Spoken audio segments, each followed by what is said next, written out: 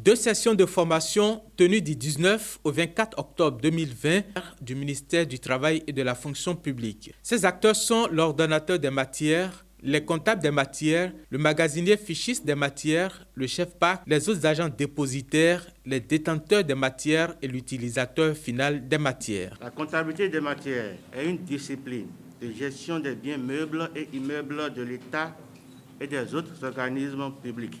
La tenue d'une telle comptabilité a pour objectif d'assurer une gestion transparente, saine et régulière des biens acquis afin de prévenir toute utilisation abusive et tout détournement.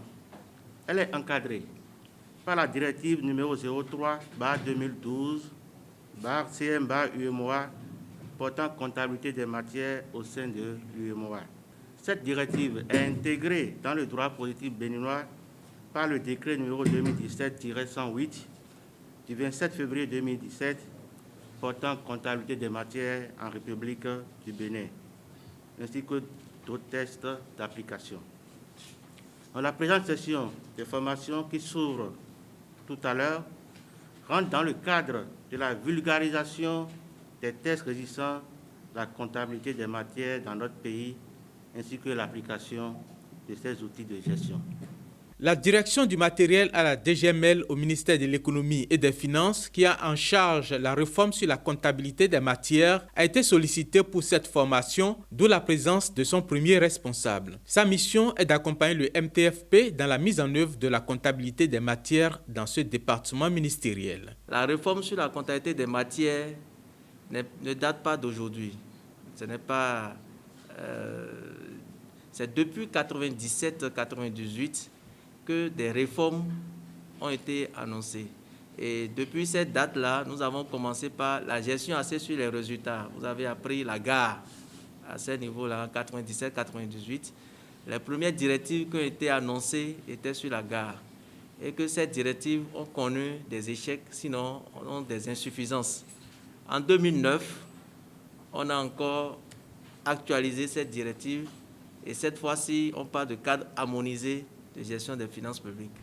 Donc, c'est dans ce cadre harmonisé des finances publiques que des innovations ont été apportées à la réforme sur la comptabilité des matières. Donc, c'est à ce titre que la comptabilité des matières est devenue une exigence, tant au niveau national que communautaire.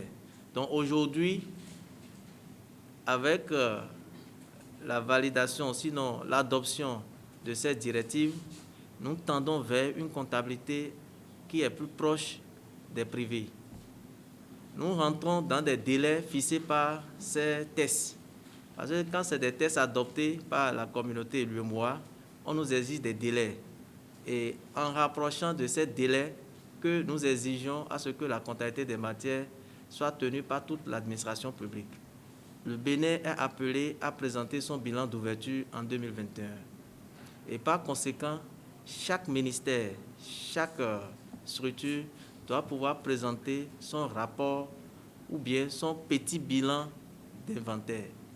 Son petit bilan pour que nous le mettons dans le bilan d'ouverture de l'État en 2021.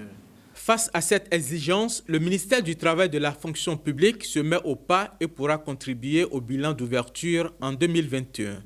Je ne veux pas douter un seul instant de ce qu'à la fin, vous serez plus aguerris pour pouvoir assumer votre fonction de comptable des matières, surtout au niveau du ministère du Travail et de la Fonction publique, où nous sommes appelés à donner le bon exemple parce que nous constituons un ministère transversal. Tout le monde nous observe. 3 différents modules ont été développés dans le cadre de cette formation de 6 jours. Le premier porte sur les nouveaux textes qui régissent la comptabilité des matières en République du Bénin. Le second porte sur les supports et documents de la comptabilité des matières. Et le troisième sur l'utilisation du logiciel de gestion des matières appelé GESMAT. Le développement de ces modules a permis aux participants de maîtriser les différents supports dont l'utilisation s'avère fondamentale pour l'atteinte des objectifs dans les différentes structures du ministère. On a eu de très bonnes notions parce qu'il y a le décret de 2017.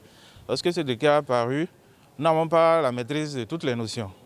Comme par exemple aujourd'hui, moi j'ai gagné au niveau des explications du communicateur, surtout au niveau des aspects des bordereaux, de transfert de matériel, des bordereaux de mutation. Ce sont des aspects qu'on ne connaissait pas il y a 4 ans, il y a 5 ans. Aujourd'hui, ça fait partie des réformes et nous apprécions cela parce que ça nous permet de dire, lorsque vous établissez un ordre de sortie, c'est lorsqu'il s'agit d'une affectation définitive. Mais lorsque vous savez que vous affectez un matériel et que le matériel reste toujours dans le service, mais affecté à un agent du service, nous établissons seulement le bordereau de transfert de matériel. Donc ça fait partie des notions que nous maîtrisons. Moi déjà à mon niveau, je sais remplir les fiches d'entrée, d'ordre de sortie, d'ordre d'entrée, les fiches de stock. Mais mon collaborateur qui est le chargé de matière ne maîtrisait pas. Donc quand il lui expliquait, en plus de ce qui nous a expliqué ici maintenant, ça lui permet aussi de mieux maîtriser les notions en termes de gestion des matières. Je crois que cette formation est une opportunité pour nous financiers. À l'issue de cette formation, on sera mieux outillé pour la gestion des matières en général dans le ministère, la tenue des documents comptables. Ça va induire dans notre milieu de travail un certain respect du bien public, les points qu'il faut pour que l'État soit à même de dire à tel instant, au niveau de telle structure, voilà l'état des lieux concernant le matériel. Ces acteurs de la comptabilité des matières retournent à leur charge républicaine bien aguerris, mais souhaitent tout de même que la dite formation soit rééditée en 2021 pour un renforcement plus accru de leurs capacités.